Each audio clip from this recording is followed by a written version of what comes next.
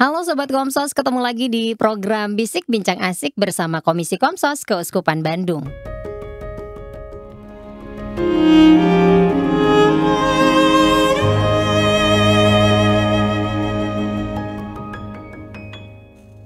Oke, di hari ini kita sudah kedatangan tamu yang sudah beberapa kali hadir di sini, narasumber yang TOP BGT PSN SKLD ECH ya. Beliau adalah Romo Iwan. Halo Romo Halo, Iwan, apa kabar? selamat siang. Kabar baik? Apa kabar? Baik. Kabar baik juga. Halo, Sobat Komsos, apa kabar? Baik juga masih Romo. Ya, harus Kalau baik yang ya. lagi sakit cepat sembuh ya. Cepat sembuh ya, betul. Sabar-sabar, sering baca kitab suci mungkin ya. Yang pasti harus semakin beriman. Harus Ya, semakin beriman. pasti akan mendapatkan rahmat. Iya, amin. Nah, kalau Romo Iwan hadir di sini itu tandanya kita akan ngobrol tentang kitab suci. Oke. Oke, kenapa harus selalu Romo Iwan? Karena Romo Iwan ini adalah ketua komisinya ya. Iya, betul. Romo, kemarin saya nanya sih sama Om Sef kan, kita bakal ngobrol sama Romo Iwan tentang BKSN 2023.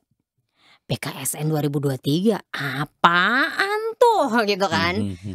Om Sef akhirnya menjelaskan, tapi kayaknya lebih afdol ya kalau Romo Iwan yang menjelaskan gitu. Sebenarnya BKSN 2023 atau BKSN itu apa sih, Mo? Baik, terima kasih Sobat Kompas yang terkasih. BKSN adalah Bulan Kitab Suci Nasional. Di dalam 1 tahun ada 1 bulan yang dikhususkan untuk mendalami dan mengakrabi kitab suci. Oke. Jadi gereja di Indonesia mengajak seluruh umat di Indonesia selama bulan September mengakrabi kitab suci. Maka disebut dengan bulan kitab suci nasional. Biasanya banyak tempat juga mengadakan semacam selebrasi-selebrasi dengan bulan kitab suci nasional. Nah, selebrasi. Ya, maksudnya ada lomba-lomba, ada banyak lomba yang dilakukan. Lalu ada biasanya pembukaan, ada perarakan kitab suci untuk menandai bahwa sekarang kita memasuki bulan kitab suci dan mengajak seluruh umat, yuk kita kembali mendalami kitab suci. Oke.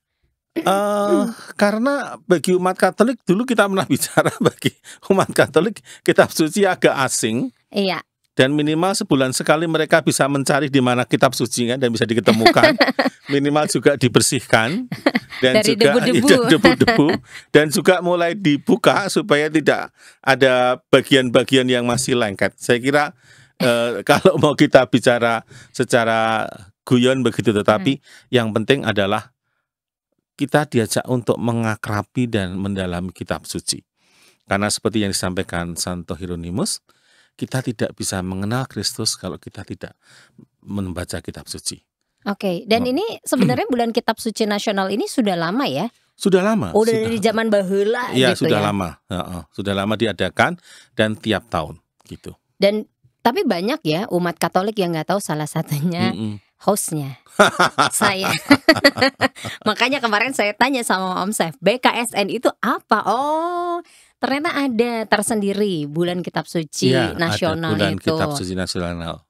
Nah, di dalam bulan kitab suci ini, karena kita tujuannya adalah mengakrabi kitab suci, maka oleh Lembaga Biblika Indonesia atau sebetulnya KWI melalui Lembaga Biblika Indonesia menyediakan bahan-bahan agar umat diajak untuk lebih mendalami. Bahan yang harus dibaca atau? Ya, bahan yang harus dibaca, bahan yang harus direnungkan, supaya semakin mengakrabi kitab suci. Biasanya ada bahan untuk yang diberikan ke lingkungan-lingkungan, baik untuk orang dewasa, lalu untuk remaja, dan juga untuk anak-anak.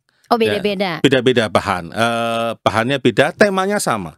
Yang didalami kurang lebih sama, tetapi cara penyampaiannya pasti berbeda untuk orang tua, untuk remaja, dan untuk anak-anak.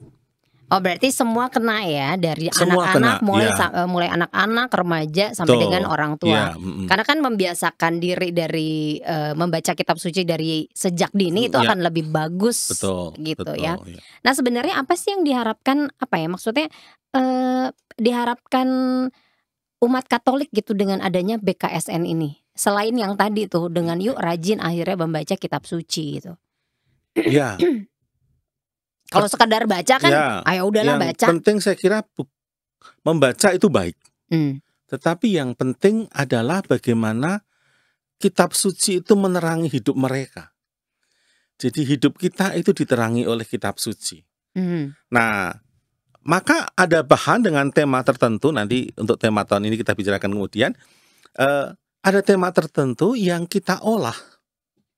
Jadi berdasarkan teks-teks yang ada, umat diajak untuk melihat pengalaman hidup sendiri. Mmm. Jadi kitab suci bukan sesuatu yang jauh, tetapi juga harus dilihat di dalam pengalaman hidup sendiri. Oke. Lalu dengan cara itu, lalu diajak untuk menemukan sebetulnya kehendak Tuhan bagi hidup saya apa sih? Lewat sabda yang saya baca ini. Jadi kalau kita membaca, kemudian kita melihat di dalam pengalaman hidup, kan kitab suci itu menawarkan itu ya. Sabda Tuhan itu menawarkan sebuah tawaran-tawaran normatif dan objektif, misalnya mendorong, menegur, lalu mengamini dari semua peristiwa pengalaman hidup gitu ya. Dan bisa memotivasi kita Memotivasi juga. kan? Nah, maka kalau jangan hanya dibaca, tetapi ditatapkan dengan pengalaman hidup saya. Nah, ketika ditatapkan dengan pengalaman hidup saya, oh saya kok merasa tertegur ya.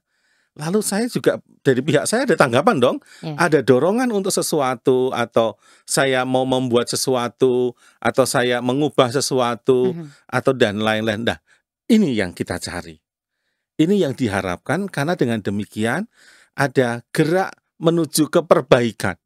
Jadi gerak pertobatan yang terus-menerus karena kita digerakkan oleh sabda tadi. Ada nggak mau yang dari misalnya kan, tahun lalu gitu, mau saya nggak dapat apa-apa. Pernah ada nggak yang curhat gitu? Ada. Anda tidak tersentuh? Ya persoalannya kan begini ya, mereka yang di garis paling depan, itu sebetulnya kan maaf ya, ini fasilitator lingkungan. Jadi tidak mungkin misalnya saya ketua komisi lalu datang kemana-mana gitu ya. Jadi praktis yang ada di paroki, di lingkungan adalah para fasilitator lingkungan. Kami amat mengerti bahwa fasilitator lingkungan adalah volunteer, orang yang sudah bekerja sekian jam hari itu, tiba-tiba harus memimpin di antara para umat. Nah, ini juga berat. PR ya? PR besar. Maka untuk mengatasi ini, kami Komisi Kitab Suci bekerja sama dengan Komisi Kateketik, artinya bidang kerikma, membuat program kursus fasilitator Kitab Suci yang sekarang sudah berjalan beberapa di sini dan juga di beberapa dekanat dan paroki. Supaya apa? Supaya para fasilitator dibekali sehingga mampu menjadi fasilitator yang baik, mampu menggerakkan umat, mampu mengajak umat untuk merefleksikan pengalaman hidup. Oke, berarti gini Mo, kan nanti ada per tema, yang temanya nanti kita akan bahas ya. Itu kan nanti jatuhnya ke lingkungan nih gitu, pas bulan Kitab Suci. Jadi diharapkan ada pertemuan lingkungan setiap minggunya, di mana kita akan membahas tema tersebut. Ya.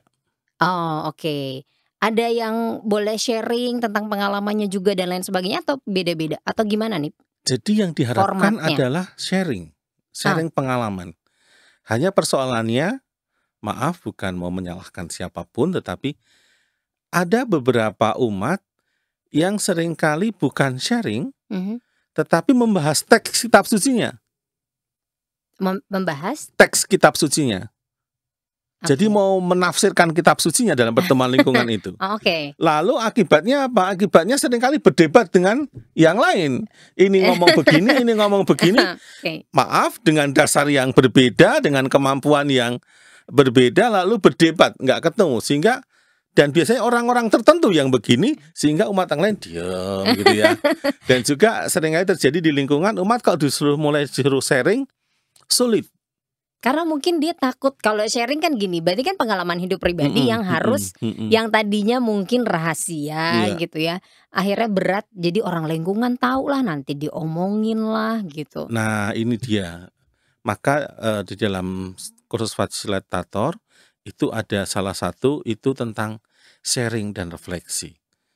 Kami membantu para fasilitator untuk sharing itu apa sih gitu. Karena sharing hanya mungkin terjadi kalau semua aman. Aman dalam arti tidak diadili, tidak dihakimi, tidak dinilai. Yang kedua, orang yang mendengarkan sharing itu juga aman, tidak dibocorkan kemana-mana. Karena kalau ini diumbar, lalu orang nggak akan mau sharing lagi.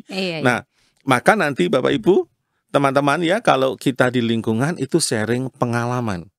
Maka kalau sharing itu satu, jangan menilai, jangan menghakimi, tidak boleh dipertanyakan, tapi didengarkan. Didengarkan dan saya memetik buah dari sharing orang lain.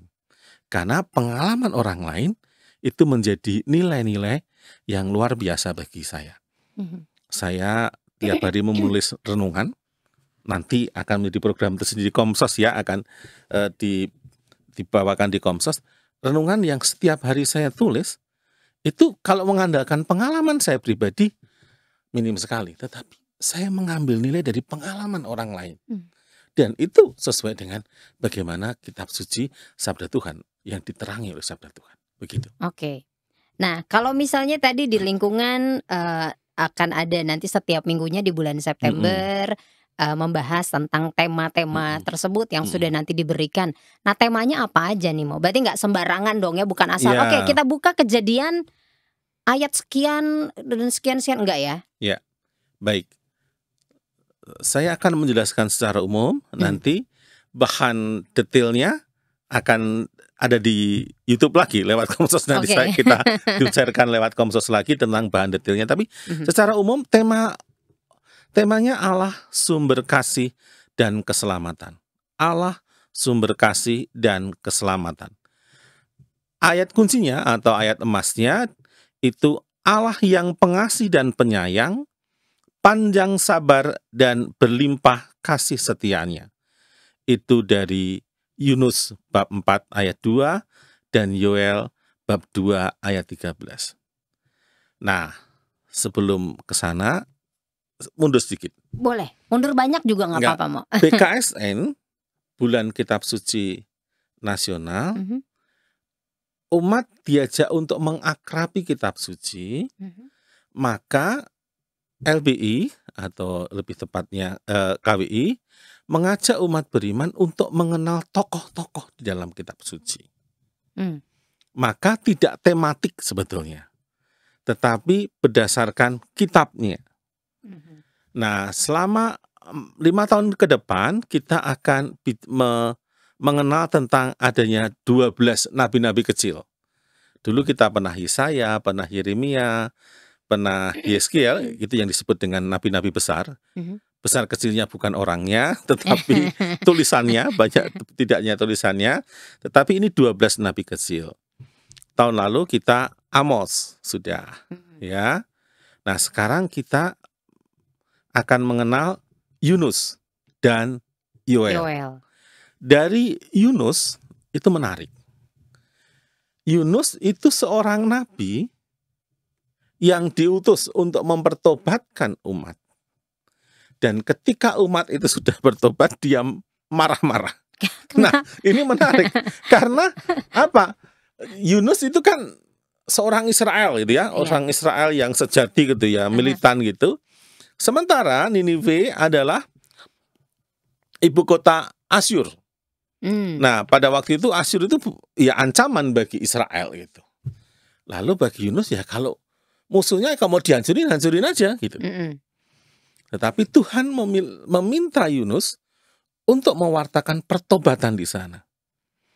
Yang menarik dalam seluruh kisah Yunus, kita tidak belajar soal isi warta dari Yunus, tapi pergulatan Yunus untuk menjadi nabi. Maka untuk mewartakan kepada orang lain, penting mewartakan untuk dirinya sendiri.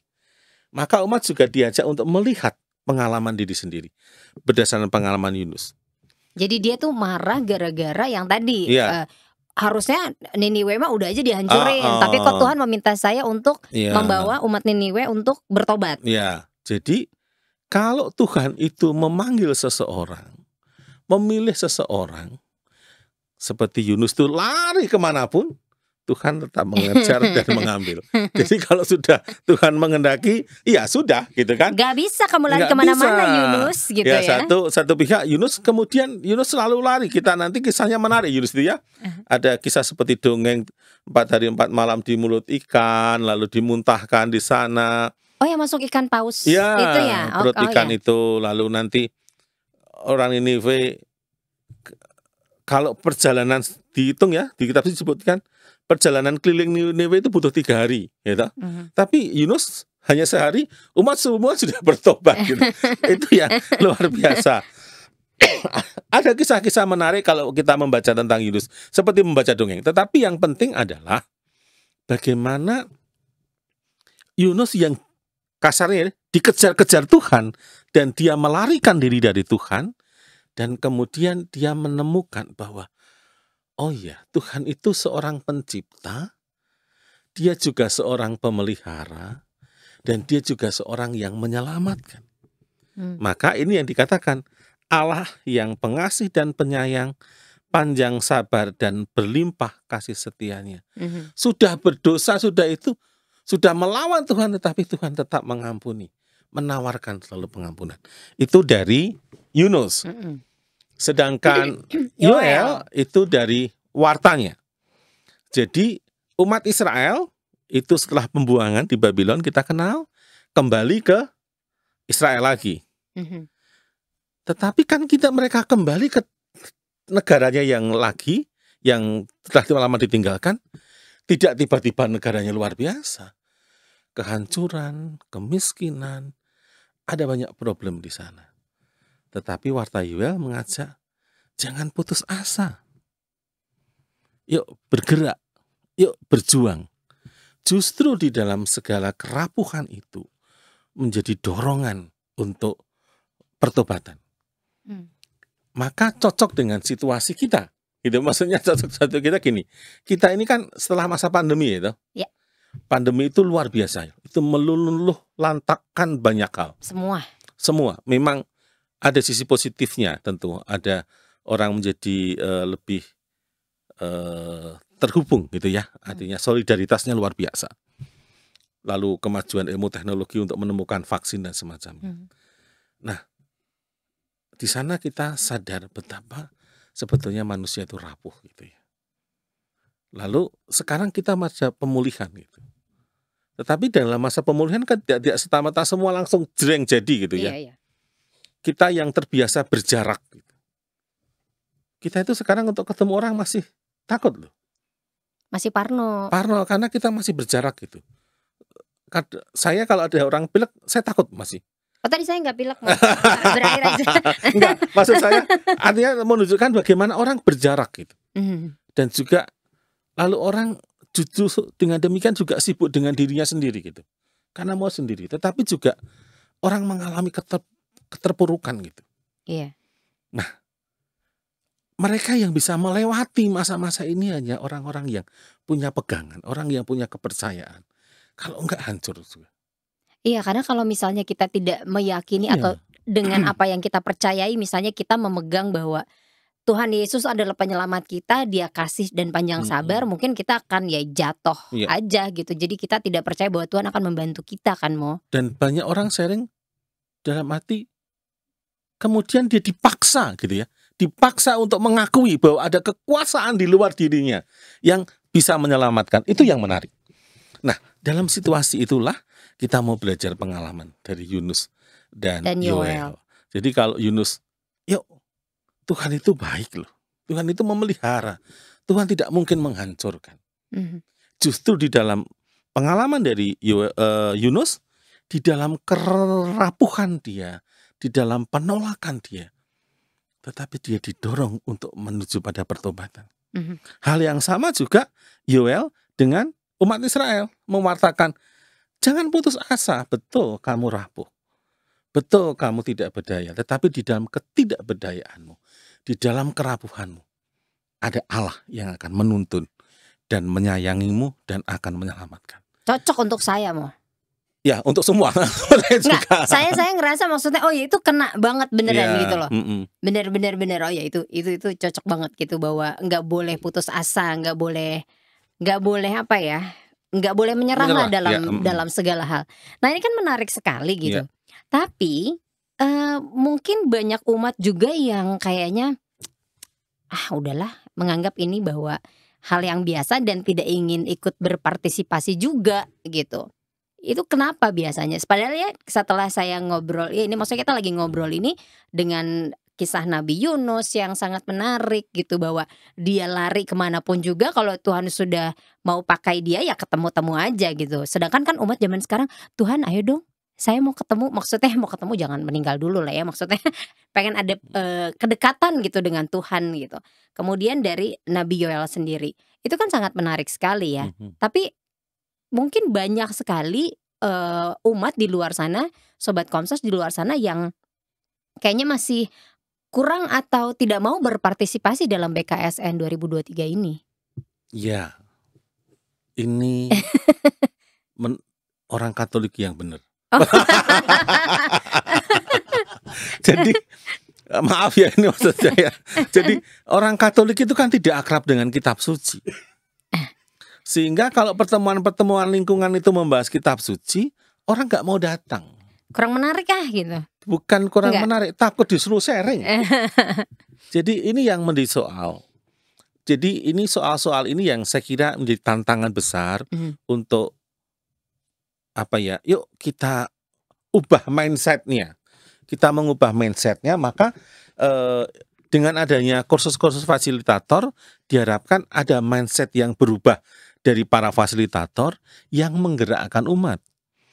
Ada fasilitator tertentu yang kalau bulan kitab suci dulu mereka kesempatan untuk berkhotbah dan menggurui orang lain gitu ya. Nah ini yang kadang-kadang mengganggu orang lain. Atau suruh sharing malah nyindir orang lain gitu. Ada loh yang sharing itu nyindir orang lain, itu ada.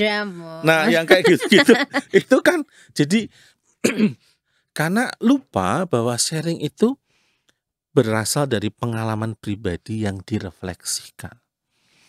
Nah tadi refleksi itu apa? Refleksi itu bagaimana melihat sabda Tuhan ditatapkan dengan pengalaman pribadi.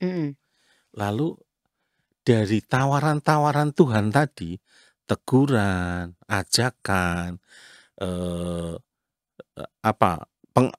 peneguhan dan semacamnya, bagaimana aku? Apakah aku semakin diteguhkan? Atau apakah aku ditegur? Apakah aku diingatkan? Lalu dalam hal apa? Dalam bentuk apa? Nah ini yang di-sharingkan.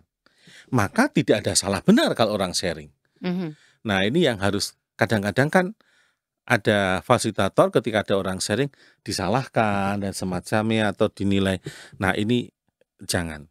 Jadi sekali lagi para fasilitator itu mengajak umat untuk sharing, membuat rasa aman, nyaman dan damai untuk berbagi. Begitu. Jadi melalui obrolan kita pada siang hari ini, Sobat Komsos sudah tahu bahwa ternyata di bulan September itu ada bulan Kitab Suci Nasional gitu ya. Jadi sekarang ternyata nggak populer gitu ya BKSN itu. Mungkin kan gara-gara itu juga kan. Maksudnya umat nggak tahu, makanya mereka tidak berpartisipasi. Sebetulnya umat tahu ya, tetapi ketika membahas kitab suci mereka selalu menghindar. Jadi, saya lari. Umat, dikejar Tuhan loh nanti kayak Nabi Yunus loh. Umat itu kalau novena yang ada permohonan-permohonan banyak gitu, itu baru datang gitu ya. Tetapi kalau melihat pengalaman hidup kadang-kadang mereka justru menghindar gitu. Tapi kan justru karena dekat lebih mengenal Tuhan dari kitab suci itu, kita akan bukan lebih mudah untuk istilahnya bahwa saya baca kitab suci nanti bisa dikabulkan nih doanya, kan tidak begitu juga ya. Enggak begitu. Tapi juga kan lebih mengenal Tuhan, lebih dekat, lebih intim lah ya. Ya. Pastinya. Yang pasti adalah dengan semakin akrab dengan kitab suci akan semakin menyadari dan mengalami Allah yang mencintai kita.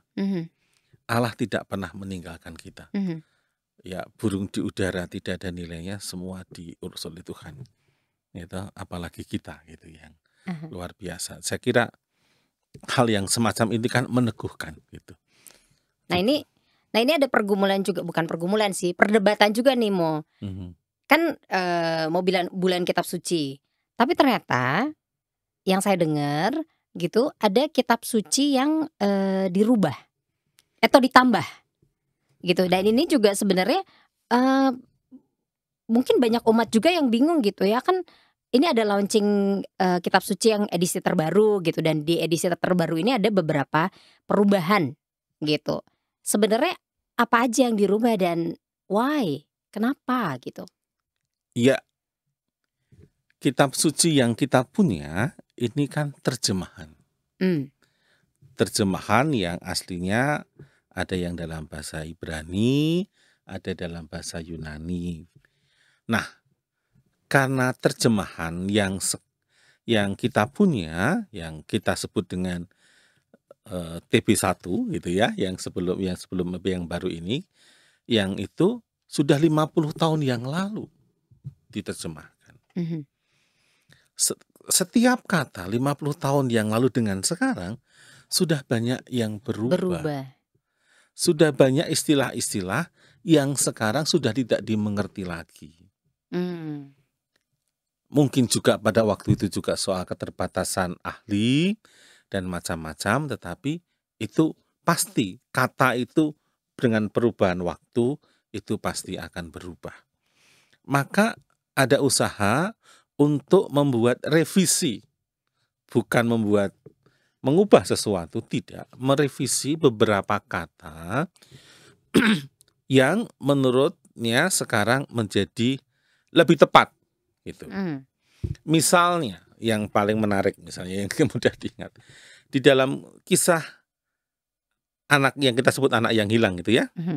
Anak yang hilang itu ada perdebatan antara bapak dengan anak yang sulung. Anak yang sulung dalam kitab suci dikatakan itu anak bapak yang telah menghabiskan harta dengan pelacur-pelacur dan seterusnya. Aslinya adalah ini tidak mengatakan anak bapak, bahasa yang asli. Sebetulnya ini loh anakmu yang sudah menghabiskan semua harta.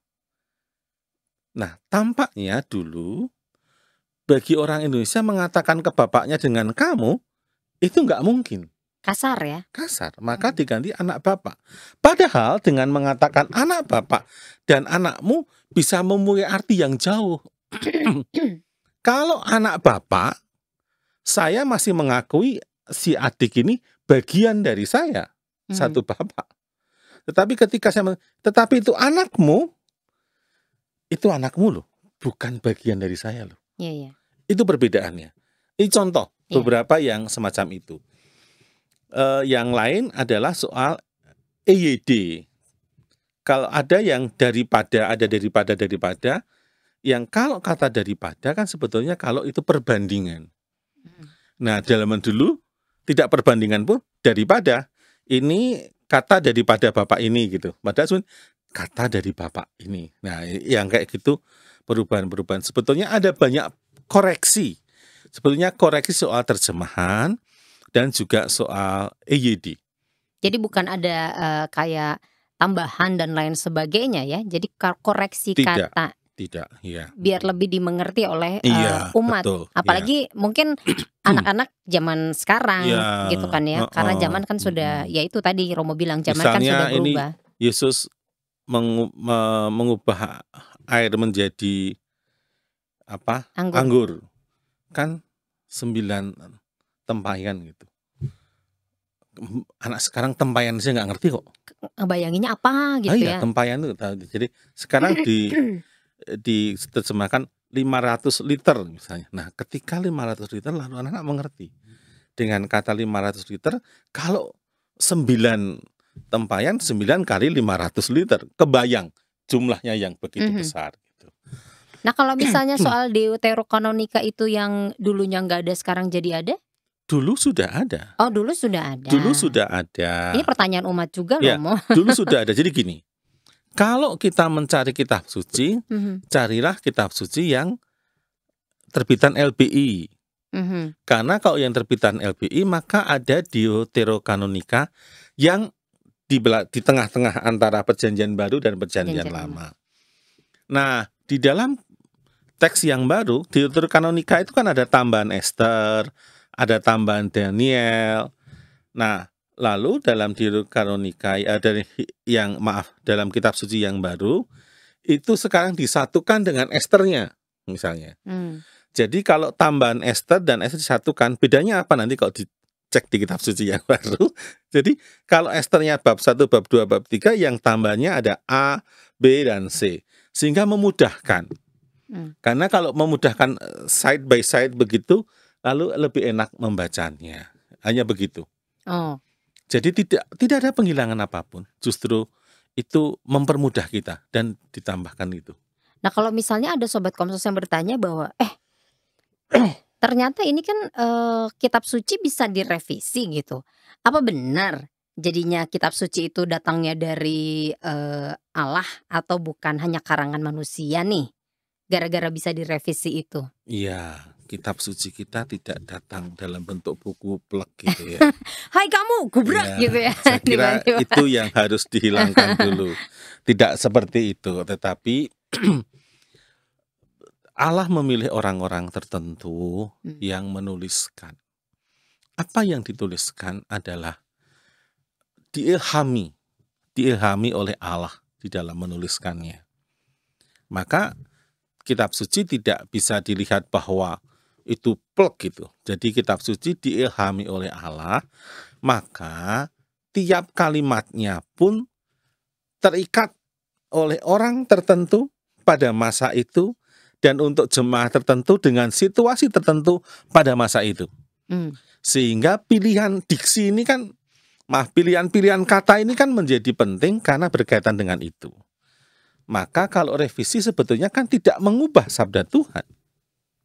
Tetapi karena ini berkaitan dengan penterjemahan, karena bahasa yang juga berkembang, maka perlu direvisi. Jadi revisinya bukan mengubah sabda Tuhan, tetapi merevisi terjemahan. Pokoknya tetap, tetapi dalam bahasa Indonesia ada revisi. Kitab suci dalam bahasa Ibrani dan bahasa Yunani tidak diubah. Tetap sebagaimana adanya. Yang dirubah adalah terjemahan dalam bahasa Indonesia dengan menyesuaikan perkembangan bahasa. Oke. Nah, ini balik lagi ke yang tadi bahwa kitab suci, bukan kitab suci sih, orang Katolik ya, mayoritas, mayoritas ya, mayoritas orang Katolik bahwa kitab sucinya itu, sebulan sekali entah di mana, yang tadi. Berarti kan apa yang harus kita lakukan nih, Mo, khususnya untuk umat Katolik yang dikenal kurang, suka membaca kitab suci, termasuk salah satunya adalah saya. Iya. Apa yang salah gitu? Tradisi yang berbeda dengan saudara-saudara kita Protestan. Kita sempat zaman dulu umat Katolik dilarang membaca kitab suci sehingga tidak punya tradisi yang kuat tentang kitab suci. Zaman dulu dilarang karena pertama keterbatasan pengetahuan sehingga umat dilarang supaya tidak membuat tafsiran-tafsiran yang kemudian menyesatkan. Jadi itu salah satu alasannya. Maka sekarang apa yang harus dilakukan adalah yuk membaca. Satu hari satu perikop pendek itu cukup. Loh, saya nggak dapat apa-apa. Mungkin nggak dapat apa-apa pada saat membaca, tetapi dengan ketekunan membaca yang terus-menerus ada rahmat yang tersedia di sana. Jadi ketekunan itu menjadi penting. Nah, memang alasannya ini kitab sucinya tulisannya kecil-kecil. Ya pasti kebayang aja tulisannya kecil-kecil aja bukunya sudah Tebel. segini. Iya. Kalau tulisan lebih besar seberapa besar? Segini aja tidak pernah dipegang, nggak pernah dibawa, apalagi lebih tebal ya. Itu menjadi problematik, itu menurut saya itu alasan-alasan aja. Tetapi kalau ada kemauan pasti ada jalan. Maka yuk jadi bulan kitab suci nasional juga mengajak umat yuk kembali, yuk dinikmati. Ada banyak hal menarik dengan kitab suci itu. Mumpung nih bulan September ya. Ya, bulan kitab suci dimulai, yuk menggerakkan itu. Dan juga harapannya juga para romo, para pastor tidak berkhotbah tetapi homili. Jadi mohon para pastor selama bulan September lebih homili sehingga lebih menjelaskan tentang teks kitab suci sehingga umat juga semakin tertarik untuk mendalami kitab suci. Maaf permohonan ini. Dan juga semoga nih di setiap lingkungan selama bulan September aktif ya. Ya, ada bahan, ada 4 minggu yang disediakan bahannya. Bahannya amat mudah, amat menarik dan dekat dengan kehidupan kita sehari-hari. Oke. Romo Iwan, sebelum kita pamit nih, ada yang ingin disampaikan lagi soal BKSN ini kepada Sobat Komsos? Ya, para Sobat Komsos yang terkasih, yuk kita menyediakan diri dan menyediakan waktu untuk semakin mengakrabi kitab suci. Ya, kita masih punya waktu beberapa saat nanti selama bulan September, sediakan waktu untuk semakin mengakrabi kitab suci. Yang kedua, yuk ikut dalam pertemuan-pertemuan lingkungan. Maka baik kalau lingkungan menyesuaikan. Ada yang lingkungan sepuh-sepuh, sore nanti ada lingkungan karena ibu-ibu semua sore. Bapak-bapaknya bikin sendiri, kelompok sendiri ya toh? Kelompok sendiri sharing antar bapak-bapak, saya kira itu juga bisa dilakukan itu. Yang terakhir, bagi para fasilitator mohon mengajak umat untuk melihat pengalaman hidup sendiri, sharing. Maka mengajak umat pertama belajar menghindari kata ganti orang pertama jamak. Jangan mengatakan kita begini kita, jangan. Diminta yuk saya. Dengan mengganti kata ganti orang pertama jamak menjadi kata orang pertama tunggal, lalu mengajak untuk masuk ke dalam. Minimal dari kata itu pun sudah mendorong untuk melihat ke dalam diri. Kalau ada yang mulai begitu, diingatkan, saya gitu. Saya jangan bosan. Dan yang terakhir untuk para fasilitator, mengajak umat untuk tidak menilai, tidak menghakimi, dan juga tidak mempertanyakan. Tapi mengajak untuk memberi perhatian, untuk mendengarkan, dan mengambil nilai-nilai dari pengalaman orang lain. Oke gitu? Oke sip gitu ya. Tapi saya ingin menambahkan juga bahwa mungkin di BKSN 2023 ini bukan hanya pas pertemuan lingkungan saja kita baca kitab suci kan, membahas dan lain sebagainya. Mungkin akan lebih baik juga keluarga, ya kan? Sesama anggota keluarga yuk kita saling membaca dan sharing juga agar lebih dekat satu sama lain. Dan kasih Tuhan hadir pasti di tengah-tengah keluarga ya Pastor ya. Pasti. Oke. Pastor Iwan terima kasih ya sudah mau hadir di sini. Dan kita pamit ya sama Sobat Komsos. Baik. Sobat Komsos terima kasih sudah mau menyaksikan episode kali ini BKSN 2023 di bulan September. Ayo aktif ya, ikut berpartisipasi pastinya. Kalau gitu saya Krisan Maharani dan juga Romo Iwan pamit. Kita ketemu lagi di episode selanjutnya. Dadah. Bye.